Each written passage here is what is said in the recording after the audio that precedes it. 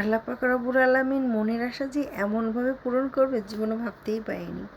মনে মনে সারাক্ষণ ভাবতাম, ইস একবার যদি ওর দেখা পেতাম, ও কেমন আছে, ওর কি কোনো বাচ্চা আছে, ও কিভাবে থাকতেছে, কোথায় থাকতেছে, সারাক্ষণ চিন্তা করতাম।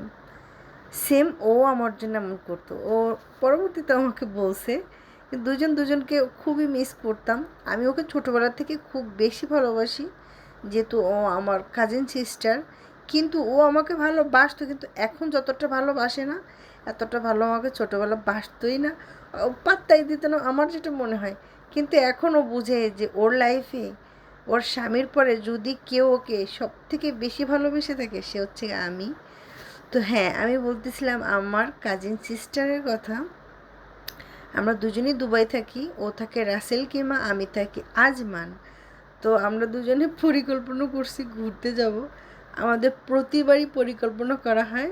তো গল্প মানে এমনভাবে গল্প হয়, আমরা কিন্তু কোনো ফ্যামিলি বা কারোর কোনো গল্প আমরা বলি না, আমাদের গল্প বলি যে আমরা এই কয়েকটা দিন কীভাবে কাটাইছিলাম, ও কী করছি না করছি। ও আমার এমন একটা মানুষ যে যার সাথে অনায়াসে চোখ বুজে আমি যা মনে চায় বলতে পারি। আমি জানি যে ওর কাছে এই কথাটা বললে আমার কোনো ক্ষতি হবে না। এক হচ্ছে গিয়ে আমার মা, বোন আর ও, এই তিনটা মানুষের কাছে না আমার লাইফের আমি সব কিছু বলতে পারি। তো দেখো আমরা দুজন আসছি আজকে ঘুরতে, বিশেষ করে আমরা ছবি তুলতে আসছি, ভিডিও করতে আসছি।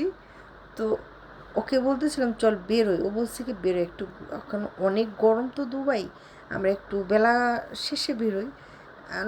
আচ্ছা ঠিক আছে বলতে বলতে বলতে বলতে আমরা এমন টাইমে বেরোইছি, দেখেন সূর্য চলে যাবে যাবে ভাব। ওকে আমি বলছি কি তুই আগে নাম, আগে তোর ভিডিও করি, তুই যেহেতু সেই রাসেল কিমা থেকে আসছিস, আবার কবে আসবি না আসবি। আর আমি হয়তো বা আগের মতো একটা ভিডিও আমার করা হয় না, আর বড় ভিডিও আমার ছাড়াই হয় না, মানে ধৈর্য থাকা লাগে একটা ভিডিও করার জন্য, খুব ধৈর্য লাগে। তো সেই ধৈর্যটা এখন আমার নাই, আর এখন ভিডিও করতে কেমন যেন মনেই চায় না। তো দুইজনে একসাথে হলে যেটা হয় যে আমাদের কষ্ট হোক যা হোক, দুজনে একসাথে আস্তে আস্তে টাকা জমাই দুজনে এক জায়গা হলেই ম্যাচিং করে বোরকা কিনি। তো আমাদের প্রায় যখন একসাথে দেখা হয়, তিনটা করে ম্যাচিং করে বোরকা কেনাই হয়। কিন্তু অনেকে মনে করে কি যে, অবশ্যই আমার কেউ না, ওর ওর ফ্যামিলির লোকজন মনে করে কি যে ও আমার বোরকা পরে। আমি ভিডিওতে অন্য একটা ভিডিওতে বলেছিলাম, কিন্তু না, ওর আর আমার সাইজটা কিন্তু 2 ইঞ্চি বা 1 ইঞ্চি করে একটু কম। তারপরে ও এখন একটু বড় বোরকা পরে, বলে ফ্লোর টাচ করা বোরকা নাকি ওর কাছে ভালো লাগে। তো ও আমার সাইজটাই পরে, কিন্তু দুজনে ম্যাচিং করে আমরা বোরকা কিনি। কেউ কারোর বোরকা পরি না, কারণ আলহামদুলিল্লাহ ওর জামাই ওর বোরকা কিনে দেওয়ার অ্যাবিলিটি আছে, আমার জামারও আছে। কারণ বিদেশের যারা বউ নিয়ে থাকে তারা কখনো চাবে না, যতই ভালো বান্ধবী হোক, বোন হোক, যেই হোক, তারা কখনো চাবে না যে আমার বউ ওর বোনের পোশাক পরুক। ঠিক আছে, সব মানে বিদেশ হোক বাহির হোক, যেটা পুরুষ মানুষ সে সবসময় চাবে যে না আমার বউকে আমি গুছিয়ে রাখি। তার সেম ওর জামাইও ওকে অনেক ভালোবাসে, আর সেও চেষ্টা করে ও যেটা চায় সেটা দেওয়ার জন্য।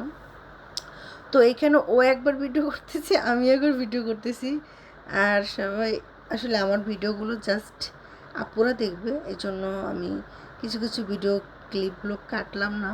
আমাদের পিছনে চুল দেখা যাচ্ছে, যদি কোনো ভাইয়া দেখে থাকেন প্লিজ স্কিপ করবেন আমাদের ভিডিও। আমি অন্তপক্ষে ভিডিও ছাড়ি মেয়েদের জন্য, ছেলেদের জন্য না।